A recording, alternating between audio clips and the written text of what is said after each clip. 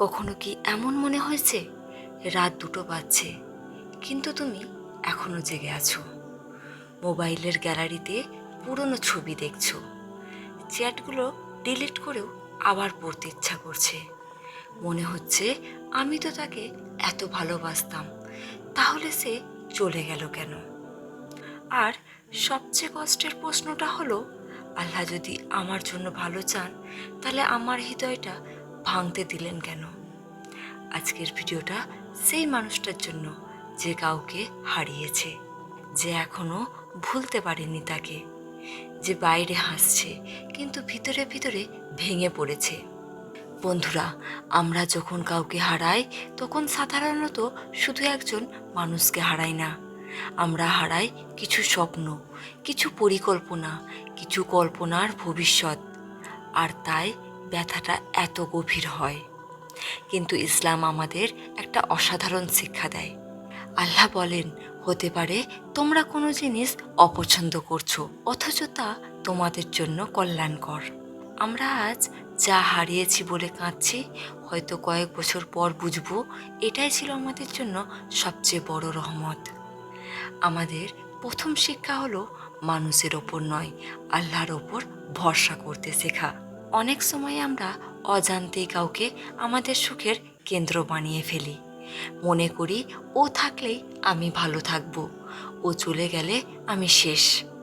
কিন্তু একজন মানুষ কখনো আমাদের সম্পূর্ণ সুখের উৎস হতে পারে না, কারণ মানুষ পরিবর্তন হয়, মানুষ দূরে চলে যায়, মানুষ ভুল করে।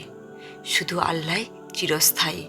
ব্রেকআপের পর আল্লাহ অনেক সময় আমাদের শেখান, আমাদের হৃদয়ের আসল আশ্রয় হলো আল্লাহ, কোনো মানুষ নয়। 2 নম্বর শিক্ষাটা হলো, হৃদয় ভাঙাও কখনো কখনো রহমত। রাসূল সাল্লাল্লাহু আলাইহি সাল্লাম বলেছেন, মুমিনের ব্যাপারটাই আশ্চর্য, তার সব অবস্থায় কল্যাণকর। ভালো কিছু পেলে সে শকর করে, কষ্ট পেলে সে ধৈর্য ধরে, আর দুটোই তার জন্য কল্যাণকর। হয়তো আজকের এই কান্না তোমাকে এমন একজন মানুষে পরিণত করবে যে আল্লাহর আরও কাছে চলে যাবে। আমাদের দ্বিতীয় শিক্ষা হলো, তুমি যাকে ভালোবাসো সে সবসময় তোমার জন্য ভালো নাও হতে পারে।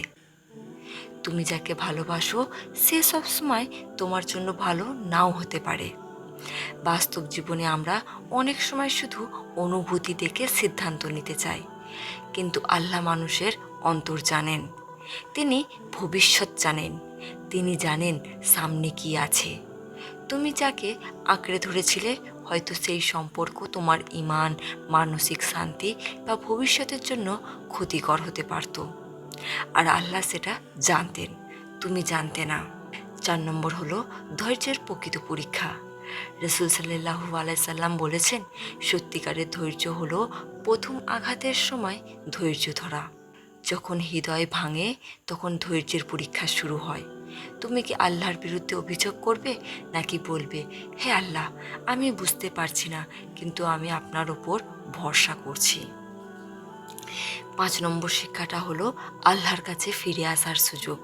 অনেক মানুষ আছে যারা জীবনের সবচেয়ে বড় পরিবর্তন পেয়েছে কোনো কষ্টের পর।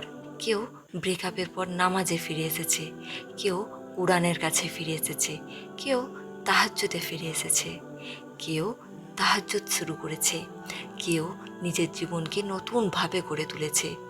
যে কষ্ট তোমাকে আল্লাহর কাছে নিয়ে আসে সেটা শুধু কষ্ট নয়, সেটা হেদায়েতের দরজাও হতে পারে। 6 নম্বর হলো, তোমার মূল্য একজন মানুষের সিদ্ধান্তে নির্ধারিত হয় না। অনেকেই আছে যারা ব্রেকআপের পর ভাবতে শুরু করে, আমি কি যথেষ্ট ভালো ছিলাম না, আমার কি কোনো কমতি ছিল? শোনো, কেউ তোমাকে ছেড়ে চলে গেছে মানে তোমার মূল্য কমে যায়নি। তোমার মূল্য নির্ধারণ করেন আল্লাহ। কোনো মানুষের গ্রহণ বা প্রত্যাখ্যান তোমার মূল্য নির্ধারণ করতে পারে না কোনো দিনই। 7 নম্বর শিক্ষাটা হলো, আল্লাহ এখনও তোমার গল্প লিখছেন। আজ তুমি যে অধ্যায়টা দেখছো এটা পুরো বই নয়, এটা শুধু একটা অধ্যায়। আজকের কষ্টটাই শেষ দৃশ্য নয়। হয়তো আল্লাহ এমন কিছু প্রস্তুত করছেন যেটা তুমি এখনো কল্পনাও করতে পারছো না।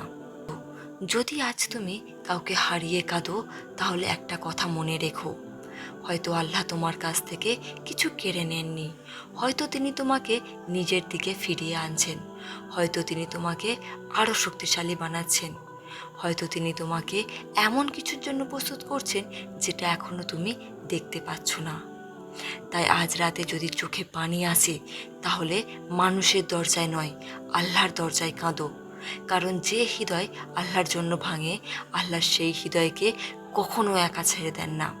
মনে রাখবে, নিশ্চয়ই কষ্টের সাথে রয়েছে স্বস্তি।